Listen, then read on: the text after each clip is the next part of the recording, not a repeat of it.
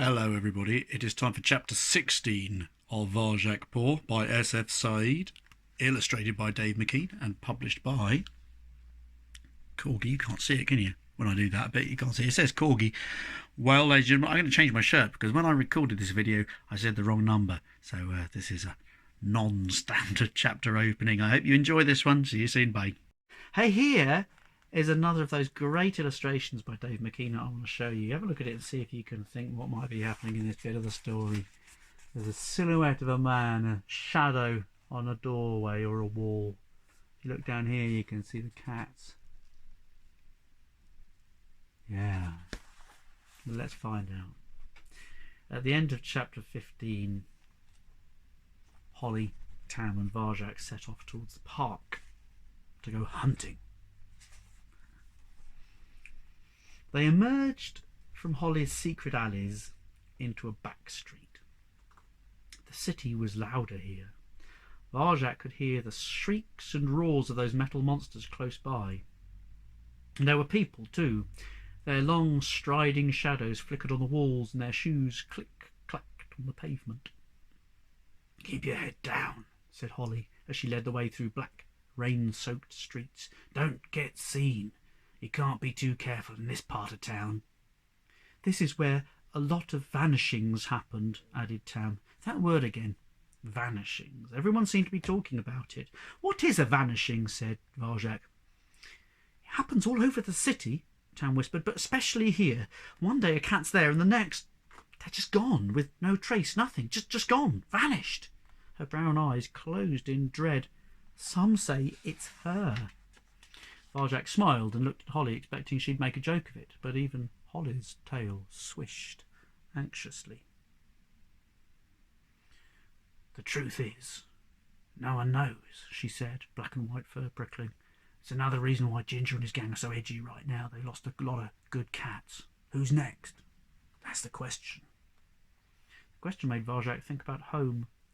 Who'd be next for the gentleman and his cats now the elder Paw was gone? He shivered at the thought. The world he came from and this world outside was so different.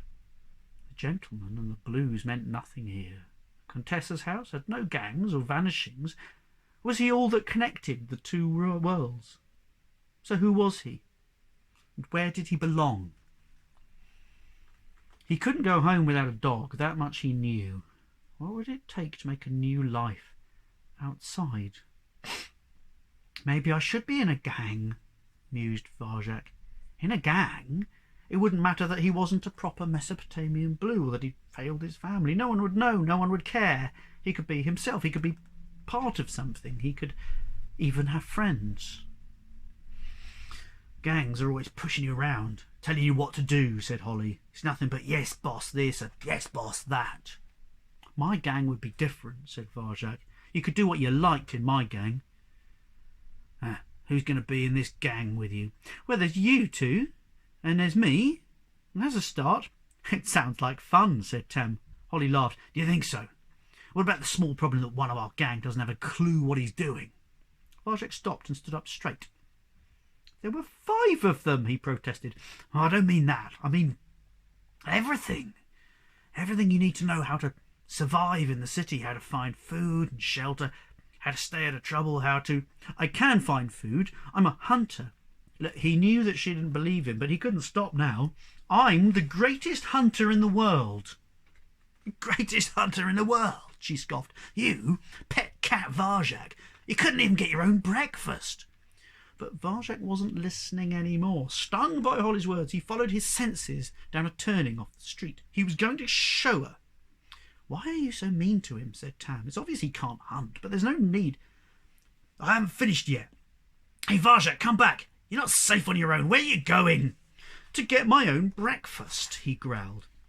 He could hear the buzz of street lights, the roaring of dogs, the rumbling of the city that never stopped. But above all this, he could sense something else, something close, drawing him on. He followed it into the shadows, further from the lights. "Come back here!" shouted Holly. His eyes slowly adjusted to the dark. Deep down the alleyway, he glimpsed a soggy mound of paper, and boxes. He could smell food, salty, fishy, oily, but that wasn't what had drawn him in. His awareness started to tingle. There was something else. It was as if he was being watched, not just by Holly and Tam, but by some part of the darkness, with eyes as black as shadows. He let his awareness flow out. What he sensed was odd and cold, something not quite alive, but not quite dead either. He frowned. It felt wrong. "Varjak Paw, it's dangerous down there. Come back right now." It was Holly. He turned, hushed her, turned back, tension rising within him, but that strange sensation was gone, leaving no trace. Had he just imagined it?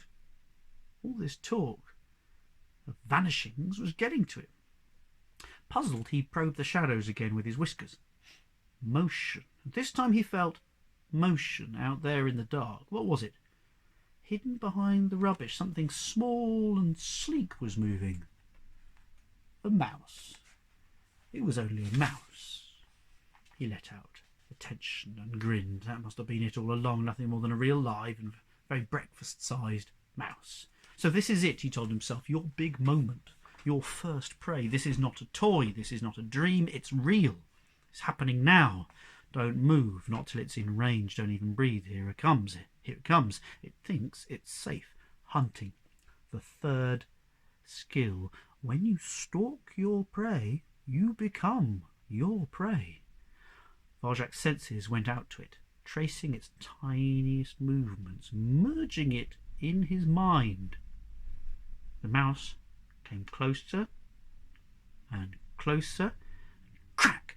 His paws shot out, slapped the mouse's head hard, stunned it, held it down. Jaws closed around its neck, teeth sank in. The lethal bite. Varjak gasped. He killed for real. It was like killing a part of himself. "I'm sorry," he thought, beginning to shake. "I'm sorry, but I have to eat. Enough and no more. That is the way the world is made." He stooped and gently picked up the body, his first kill. He gave silent thanks and crunched into his breakfast. It was strange. On the outside it looked, it even smelled like that toy mouse back in the Contessa's house, but as soon as he bit into it, he knew this was something new. It tasted so different to anything he'd eaten before. Real food, fresh and warm. It satisfied him completely. "Did you see that?" said Tam. "Did you see the way he did it, Holly? Bam! It never had a chance." "I saw it," said Holly. "Wasn't it something?" beamed Tam. "Where did you learn to do that, Varjak? Will you teach me?" "Actually," he admitted, "that was the first time." Holly nodded. "Yeah, I thought it might be. Still, I've seen worse. A lot worse." She winked. "Maybe you're not as useless as you look, Mr. Paul." Varjak smiled. He'd never have to rely on people again. He was a hunter now. He had the third skill. Tam's nostrils twitched. "What's that smell?" she said. Varjak and Holly sniffed the air. The alley curved away into complete darkness, and that salty, fishy tang was coming from a place they couldn't see further down. The scent reminded Varjak of the gentleman's caviar, another thing he'd never have to eat. "It smells great," said Tam. "I'm going after it." "I wouldn't," warned Holly. "We're too near Ginger's turf. You don't want to risk it. Wait for the park." Tam licked her chops. "Oh, at least it's not her territory. And it smells so good, Holly. There's no one else around. It's okay. Come on, Varjak, let's eat." "You really like that smell?" he asked. "It's already dangerous here," said Holly. "I'm not going any further." "You killjoy," muttered Tam. "Holly knows best. Holly always knows best." "Well, it's true, I do." "I bet there's nothing to eat in the park," said Tam. "So there." She was right. The park had been picked clean already. They could find no food at all. They came away hungry. Except for Varjak Paw. Hey, that's the end of chapter 16. We're about halfway through the book. and we're learning a lot, and I'm hoping you're enjoying it. I have to finish there because it's the end of the chapter, but I'm really into this now. And I'm going to read you chapter 17 very soon. So until then, look after yourselves, be kind to each other, and I will see you soon. Bye bye.